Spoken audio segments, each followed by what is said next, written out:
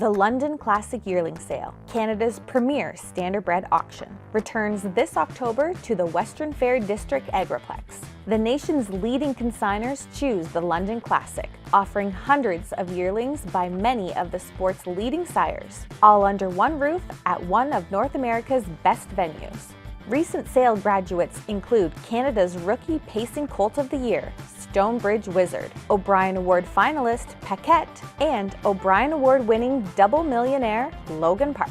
The London Classic Yearling Sale, where your dollar goes further and where champions are found. Find out more at londonclassic.ca. Winbak Farm of Ontario is home to outstanding sires, including a three-time millionaire pacer tattoo artist who is new in 2025, the last great son of the legendary Some Beach Somewhere and multiple stakes champion Beachglass, Meadowlands Pace and Ontario Sire Stakes champion Lawless Shadow, and the richest pacing stallion in all of harness racing history, the great Hall of Famer Mick Wicked. Also standing at Winbak Farm, Archangel, Better Than Cheddar, Betting Line, My MVP, and Trickster. For more information, visit winbakfarm.com.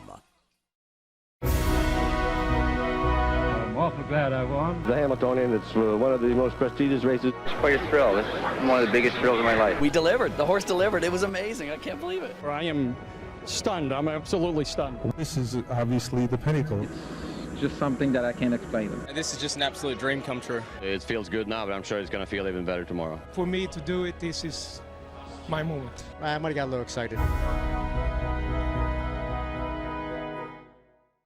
The Lexington Experience. Nothing else compares. Featured at the beautiful Fasig-Tipton Sales Complex, along with Grand Circuit Racing at the Red Mile. Sales have produced world champions and divisional winners year after year, including the last 5 Hamiltonian winners: Carl, Tactical Approach, Cool Papa Bell, Captain Corey, and Ramona Hill. Make your plans to join us this fall from Monday, September 29th to Friday, October 3rd.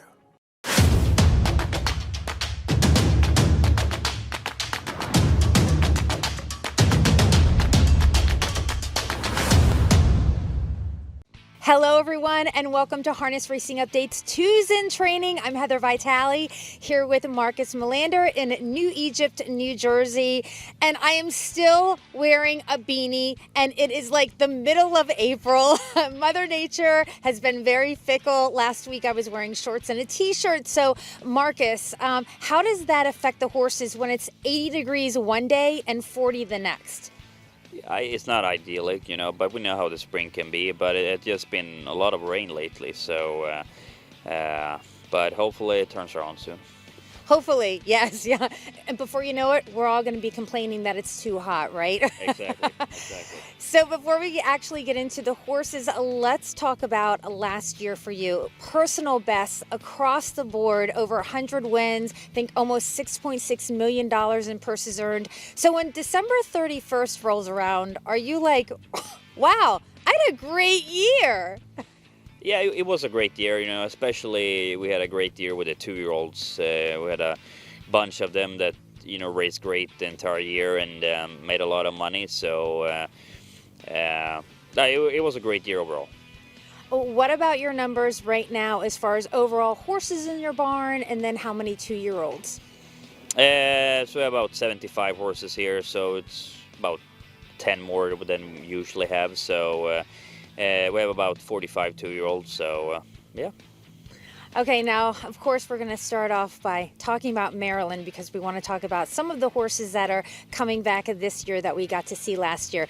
Maryland, all right, where do I start? Dan Patch, 2-year-old male trotter of the year, the richest trotter last year. Now, I do want to ask you, though, we did not feature him last year on 2's in Training. Was he just flying under the radar with you, or were you keeping him a secret from us? Yeah, I didn't want to jinx it, but no, but you have to, when we choose who to, we just take 7. I try to, when I choose, I try to take, if it's a new stallion, something like that, or like last year was Gimpanzee, and for an example, and spread them out a little bit. So I guess that's why I didn't take him. Well, of course, this year it's 100th edition of the Hambletonian. That's a prize that I know that you really want. Maryland's obviously the early favorite. So how is he coming along with his 3-year-old season? So far, he's had a good winter. He could have been training regularly, so it was a little tough winter here for us, January, February, but like I said, he hasn't missed a training day, so far so good. It's still a couple of weeks away before he's gonna qualify, but so far so good. All right. One of the things I love about Maryland actually is his owner, Anders Strom. Not only does, and under the name, of course, Courant, not only does he, he's such an asset to the business. He invests so much money into standardbred racing, but he is all in. He loves racing and he loves his horses. How did you guys hook up? Oh, several years ago, he's been supporting me, almost from day one. He came in I think my second year, and we know a little bit each other from Sweden. He had a horse with my uncles and stuff like that. So, but he's been very supportive of me since like I said, since year 2, I think. And we have about 25 horses here. So, it's and also he's a great owner, but he's also a great friend. So, no, he's a great guy. All right. Now, of course, Maryland is, like we said, one of the favorites, or the favorite right now for the Hamiltonian. But you have a couple other 3-year-old trotting colts that you really like this year. Let's start with Super Chapter. He actually won $500,000 last year, had a couple big wins in Lexington.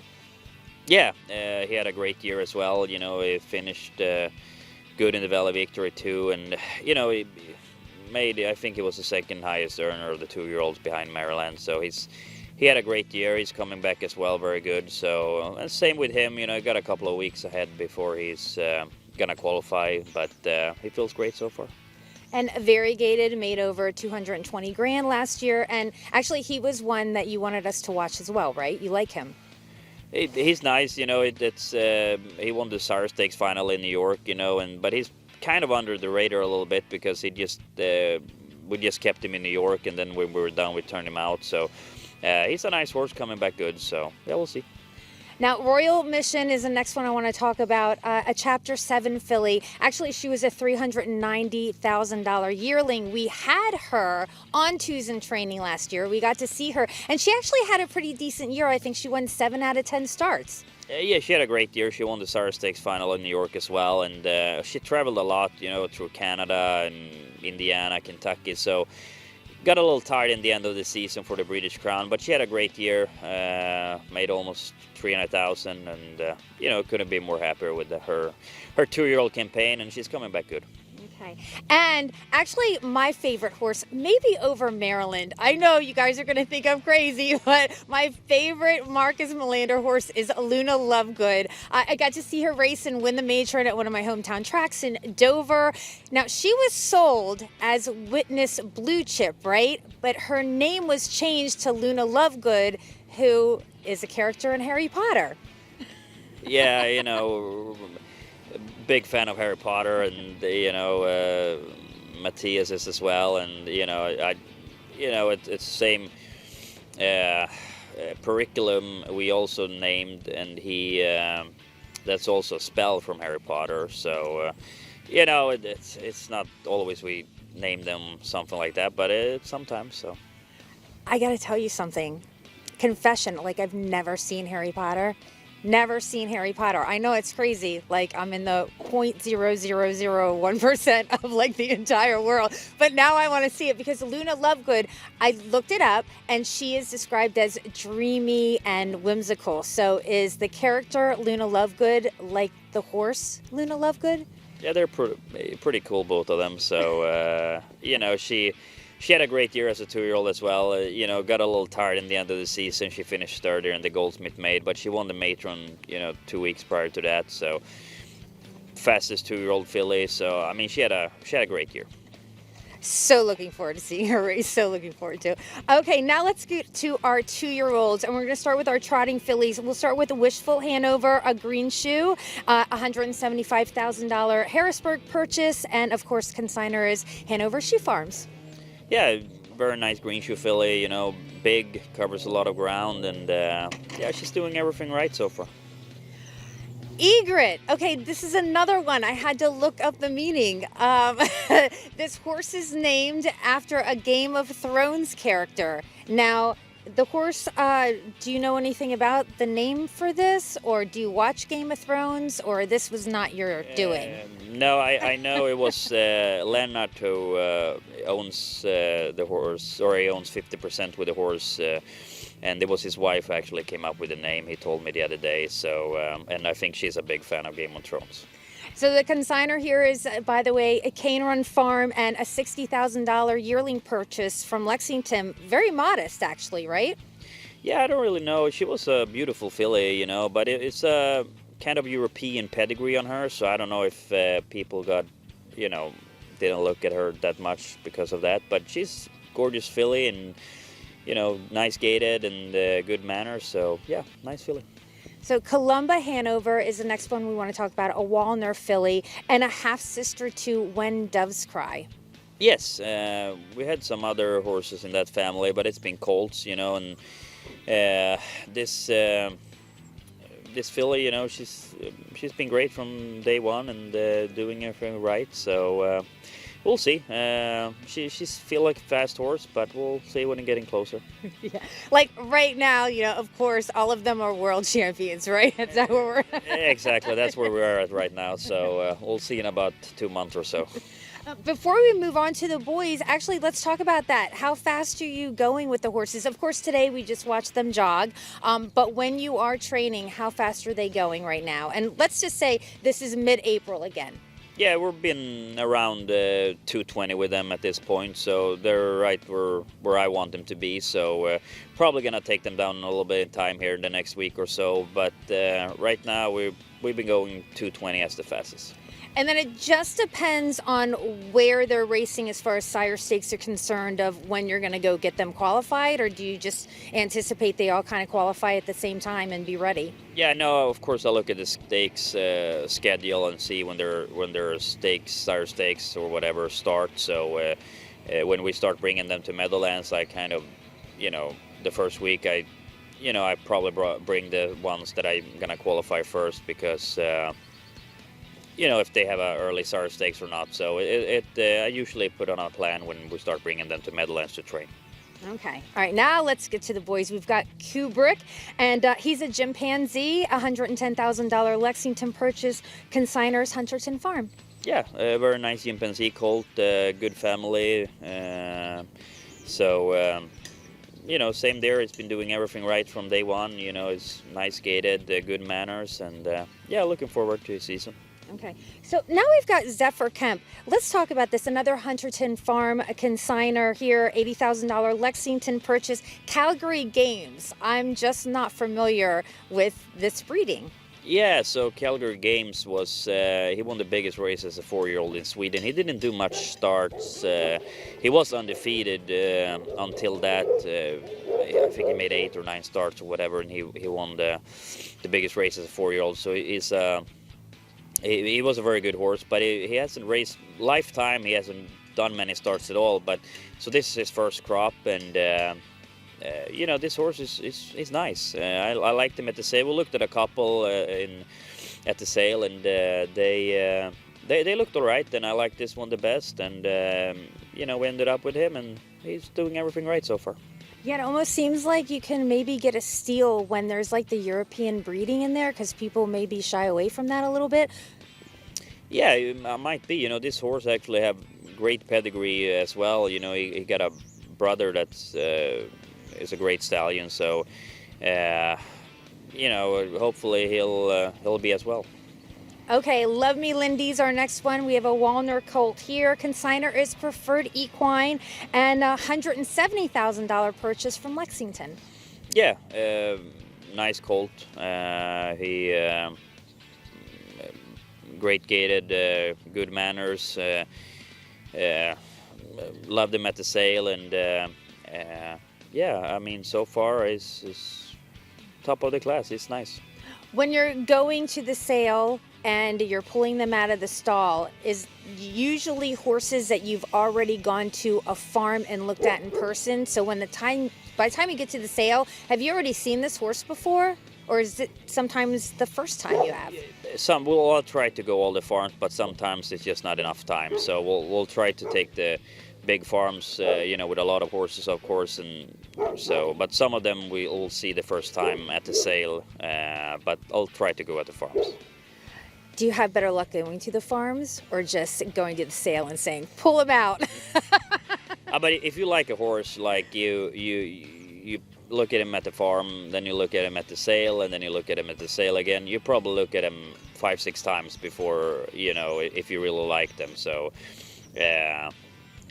nice going to the farms is that if a farm has 50 trotters, you can take away 30 of them, if you don't like them.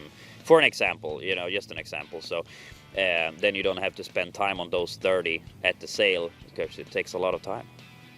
Yeah, it does. And I'm wondering about videos too. Do you fall asleep with your tablet or your phone in the hand looking at yearling videos when it's that time? Yeah, of course. It's a lot of video looking as well. I like to look at the individual first of all, because if I don't like it as an individual, even if it looks good on the video, I still need to like the horse. So. Fair enough. All right, now finishing up with our 2-year-olds, we've got the doozy here. Spenser Hanover, Chapter 7, $450,000 purchase at Lexington. And first of all, I know Jeff Snyder, he's another owner who loves this business. He's had so many world champions. I love interviewing him. He's so enthusiastic, loves the sport. When you get together with Jeff, is he looking at the horses first and says, Marcus, do you like this horse? Or how do you guys team up to finding a good yearling? Yeah, Jeff has his own way to, he come to me. He asked me, of course, about some horses and stuff like that. And then he have his list with, let's say, about 10 horses that he's narrowed down when the sale starts with pedigree and all of that. So he... he's very good looking at the horses and know what he wants. So then we always discuss and team up. So, Jeff's a great guy. We had been having a lot of success with him lately. So it's hopefully this one can improve as well. What did you guys love about this horse? Because that's a nice price right there. Yeah, great family, of course. He is the same family as Manchego there, and he was built like those Chapter 7s I like. It's normal size, not too big, and he has a great body. And good attitude on the track, and so far he's been good. All right. Now, we finished up talking about our 4-legged youngsters, but I have a 2-legged youngster to talk about, your daughter, Haley. Okay, so I know Breeders' Crown in the winner's circle, Marilyn looking incredible, but the real star of that winner's circle was her. She is it's cuteness overload. Talk about Haley, and does she love the horses, and how has it changed being a dad now? Yeah, she loves being around here. She goes in daycare in the days, but she loves to be in the farm, and she loves the horses. So she's been with me a couple of times to jog, sitting in my lap. So she likes it, and being a dad is incredible. It's if you have a bad day at the track or whatever, and you come home, and you just shake it off, really. So when you come home to her. So, it's great. You really are so young. So you're 32, is that right? Yeah. Okay, I want to put things in perspective right now. So when I was a sophomore in college, you were being born. It's so wild. Well, when I think about that, because of all the success that you've had, just to kind of take that in, let's get a little bit of life advice from you. You seem to be living the dream. Doesn't even have to be necessarily business advice. It could be business, life. How do you just take things in stride? No pun intended, by the way. But I think, if you're gonna get an advice when someone asks me, I always tell them because right now you need to work, right? I mean, it's you can't take anything for granted, you know. I was fortunate, you know, when we were young, we had ponies, and we learned in an early stage we have to work to get some success, you know, because no one was going to train our horses for us, you know. So you know, even from then, you know, you kind of learn that you have to work to get somewhere. So I think it's very important that people that want to do something in life and, you know, get somewhere, that you need to work, you know. The success will come, and whenever you get there, it's then you maybe can take a step back or whatever and take it a little bit easier, but you have to work to get there. Yeah, no, I agree very much. On that note, I'm actually going to let you get back to work, but I appreciate your time. Thank you so much, Marcus. Thank you very much.